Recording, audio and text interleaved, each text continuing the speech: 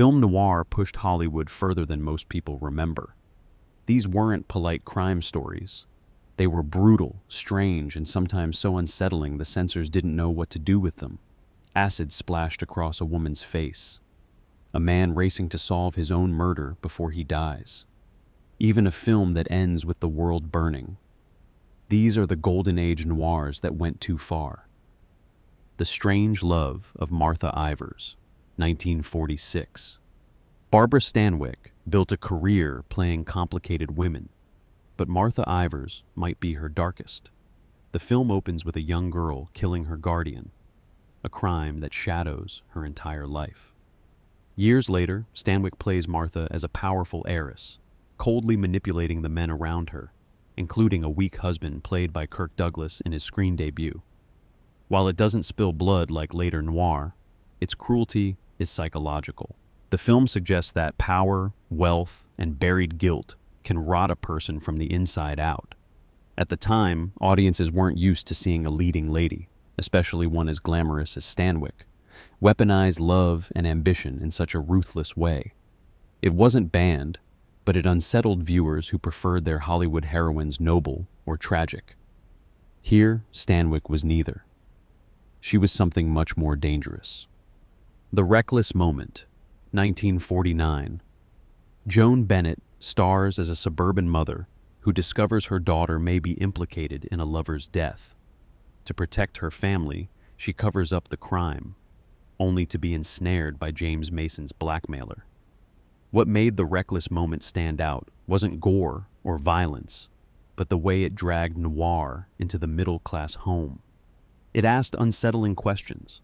How far would a respectable housewife go to keep appearances intact?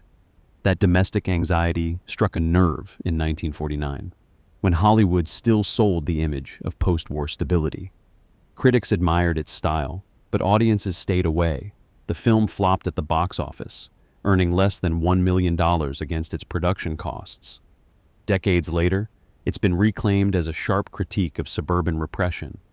But in its time, it was too bleak, too close to home for comfort. Crossfire, 1947. At first glance, Crossfire looks like a routine murder mystery. A soldier is found dead, and suspicion falls on his fellow servicemen. But the twist was what shocked Hollywood. The victim was killed because he was Jewish. That made Crossfire one of the very first films to tackle anti-Semitism head-on, at a time when studios usually steered clear of social issues. Directed by Edward Domatrick and starring Robert Mitchum, Robert Young, and Robert Ryan, it was a rare noir where the violence carried a political charge. The gamble paid off critically. It earned 5 Oscar nominations, including Best Picture. But the subject matter made some theaters reluctant to screen it. In an era when post-war audiences wanted escape, Crossfire forced them to stare at prejudice in their own backyard. Brute Force, 1947. By 1947, audiences were used to prison dramas, but Brute Force stripped away any hint of glamour. Directed by Jules Dassin and starring Burt Lancaster, it presented life behind bars as relentless, violent, and soul-crushing. The story builds to a bloody prison break that rattled critics with its intensity. Guards beaten, prisoners gunned down, and no heroes left standing. It was an unusually bleak message for post-war Hollywood, where movies often lean toward hope and redemption. The studio, Universal Pictures, worried it was too harsh, but the raw power of the film struck a chord, and it became a modest box office success. Lancaster cemented his reputation as a tough, physical star, while Jules Dassin's uncompromising approach helped earn him a place on Hollywood's radar, and later, a spot on the blacklist. Brute Force went further than most crime films of its day, showing violence not as entertainment, but as a system grinding people down. Sunset Boulevard, 1950. Sunset Boulevard didn't go too far with violence. It went too far by exposing Hollywood's own cruelty. Billy Wilder's film dares to show what happens when a once great star is discarded by the system that built her. Gloria Swanson's Norma Desmond isn't just grotesque.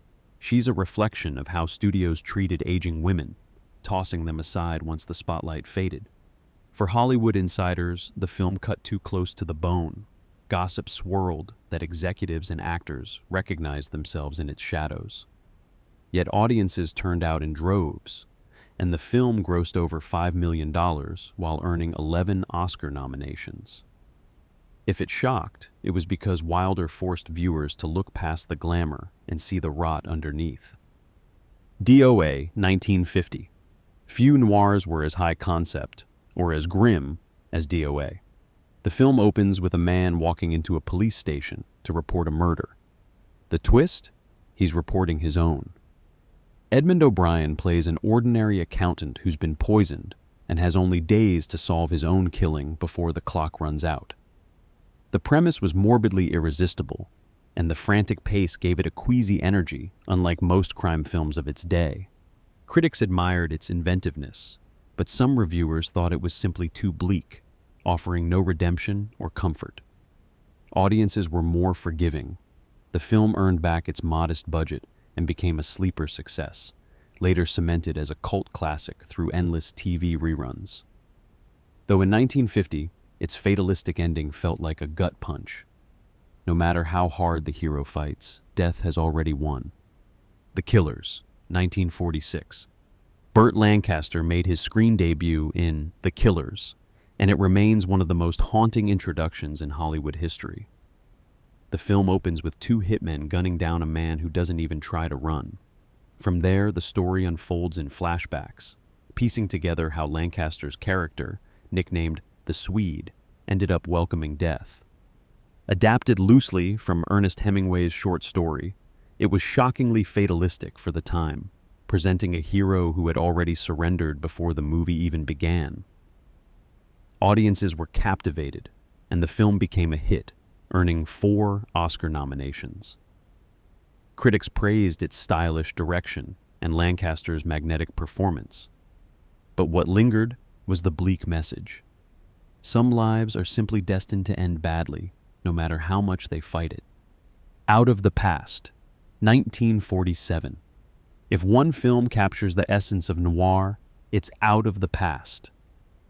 Robert Mitchum plays a weary private eye trying to escape his past, only to be pulled back into a web of lies spun by Jane Greer's icy femme fatale.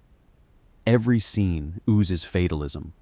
Smoky bars, double crosses, and a sense that no matter what Mitchum does, he's already lost. Kirk Douglas adds another layer of menace as the charming but ruthless villain. Jacques Tourneur's direction and Nicolas Musaraka's cinematography made it visually stunning. But what pushed it too far was the absolute hopelessness of its ending. Audiences in 1947 were used to crime films where at least someone walked away. Here, everyone pays the price. It didn't set the box office on fire, but its reputation only grew, and today it's considered one of the greatest noirs ever made, precisely because it never offered a way out. Criss Cross, 1949. Burt Lancaster was no stranger to doomed characters, but Criss Cross might be his most tragic. He plays a working man who can't let go of his ex-wife, played by Yvonne De Carlo. Drawn back into her orbit, he agrees to a payroll heist that's practically guaranteed to implode. And implode it does, in double crosses, betrayal, and violence. Directed by Robert Siodmak, one of noir's great stylists, the film pushed its fatalism further than most audiences expected. There are no clean getaways here, just the crushing sense that desire can undo a man as surely as a bullet.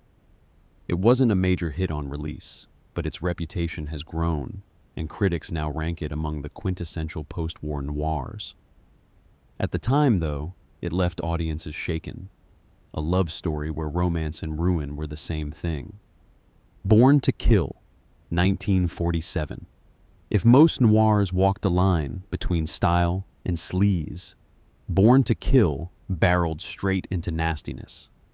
Lawrence Tierney plays one of the most vicious characters of the era, a man driven by lust and violence, while Claire Trevor matches him with cold ambition.